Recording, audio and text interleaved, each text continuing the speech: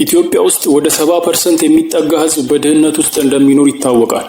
በአንጻሩ ኢትዮጵያዊ ዜግነት ያላቸው ከፍተኛ ሀብትን ማካበት የቻሉ ጥቂት ባለጸጎች ይገኛሉ። እነዚህ ባለጸጎች ከግል የንጽህና መጠበቂያ ምርቶች እስከ ትልልቅ የኮንስትራክሽን ማሽነሪዎችና ከባድ መኪናዎች ድረስ የሚያመርቱና የሚገጣጥሙ ናቸው። በሀገሪቱ ኢኮኖሚና በእያንዳንዱ ዜጋ የዕለት ከዕለት ህይወት ውስጥ ተጽዕኖን ያሳርፋሉ። ማንነታቸውን፣ የሀብት መጠናቸውንና የተሰማሩበትን የቢዝነስ ዘርፍ አጠር ባለ መልኩ አቅርበነዋል። ይከታተሉ።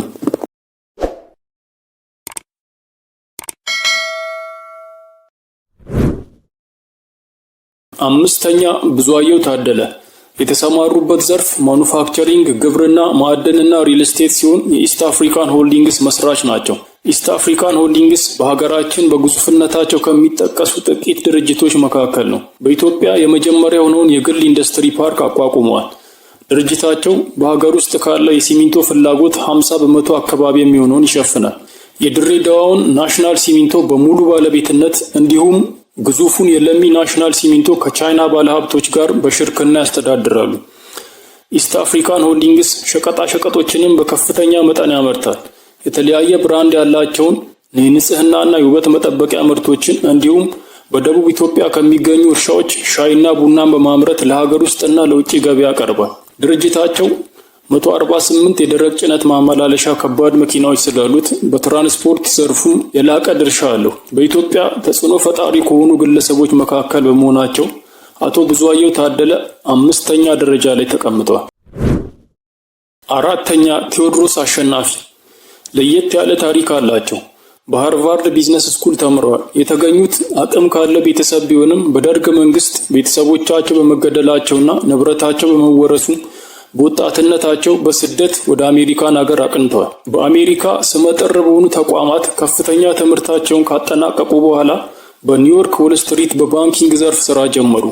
የደርግ መንግስት መውደቅን ተከትሎ ወደ ሀገራቸው በመመለስ ትልቅ የቢዝነስ ኢምፓየር በኢትዮጵያ ገንብተዋል። ሳውዝ ዌስት ሆልዲንግስ የተሰኘ ድርጅት ሲኖራቸው የተሰማሩት በነዳጅ፣ በቴክኖሎጂ እና በሪል ስቴት ዘርፍ ነው። ሳውዝ ዌስት ኢነርጂ የተሰኘ በኢትዮጵያ የመጀመሪያው ሀገር በቀል ነዳጅ አሳሽ ድርጅትን መስርተው እየመሩም ይገኛሉ። ሳውዝ ዌስት ዴቨሎፕመንት የተሰኘው ሌላኛው ድርጅታቸው በነዳጅና ጋዝ አቅርቦት ዘርፍ እየሰራ ይገኛል። በተጨማሪም በአምቦ የማዕድን ውሃ ማምረቻ ትልቅ ባለድርሻ ናቸው። በ2017 በፎርብስ መጽሔት እውቅና የተሰጣቸው በኢትዮጵያ ብቻ ሳይሆን በዓለም አቀፍ ደረጃም ምርጥ የቢዝነስ በመሆናቸው 4ኛ ደረጃን ይዟል። 3ኛ፣ ሳሙኤል ታፈሰ። ክልሎችን የሚያገናኙ የህዝብና የሸቀጦችን እንቅስቃሴ የሚያፋጥኑ በሺህ ኪሎ ሜትሮች የሚቆጠሩ መንገዶችን በመገንባት ይታወቃሉ። ዓመታዊ ገቢያቸው ከ100 ሚሊዮን ዶላር በላይ ሲሆን ከ1.6 ቢሊዮን ዶላር የሚልቅ ሀብት እንዳላቸው ይገመታል። ዋና ትኩረታቸው ትልልቅ መሰረተ ልማቶችን፣ መንገድና ድልድይ የመሳሰሉትን መገንባት ላይ ሲሆን በሪል ስቴት ዘርፍም ከ5000 በላይ የመኖሪያና የንግድ ቤቶችን በኢትዮጵያና በመካከለኛው ምስራቅ ገንብተዋል። ሰንሻይን ኢንቨስትመንት ግሩፕ የተሰኘ ድርጅት ሲኖራቸው በስሩ ሰንሻይን ኮንስትራክሽን፣ ሰንሻይን ቢዝነስ እና ሰንሻይን ሲስተርስ ትሬዲንግ የተሰኙ ኩባንያዎችን አቅፏል። ድርጅታቸው በሆቴል ዘርፍ የመጀመሪያውን የማሪዮት ብራንድ ሆቴልና አፓርትመንት ገንብቶ እያስተዳደረ ይገኛል። ከ40 ዓመት በፊት በ10,000 ብር ካፒታል እና በ10 ሰራተኞች የተመሰረተው ድርጅት አሁን ከ6,000 በላይ ሰራተኞችን በስሩ ያስተዳድራል። 2ኛ፣ በላይነህ ክንዴ። በኢትዮጵያ ቀዳሚ ከሚባሉት የግብርና ምርት ላኪዎች ውስጥ አንዱ ናቸው። በሰሊጥ ኤክስፖርት ብቻ 600 ሚሊዮን ዶላር አስገብተዋል። ከ33 ዓመት በፊት ቅቤና ማር ከክፍለ ሀገር ወደ አዲስ አበባ በማምጣት የጀመሩት ንግድ አሁን ወደ በላይነህ ክንዴ ግሩፕ አድጓል። በስሩ 22 ድርጅቶችና ከ6,000 በላይ ሰራተኞች ይገኛሉ። በዚህ ግሩፕ ስር የሚገኘው በአፍሪካ ግዙፍ ከሚባሉት የዘይት ፋብሪካዎች አንዱ የሆነው ፊቤላ ኢንዱስትሪያል ኮምፕሌክስ በቀን 1.4 ሚሊዮን ሊትር ዘይት ያመርታል። ሌላኛው ድርጅት ቢኬ ሜታል ኢንጂነሪንግ የመኪና ቦዲና ተሳቢ ያመርታል። እንዲሁም አይቪኮ የተሰኘውን የጭነት መኪና ይገጣጥማል። በላይነህ ክንዴ ግሩፕ በኢምፖርት ኤክስፖርትም ተሳታፊ ነው።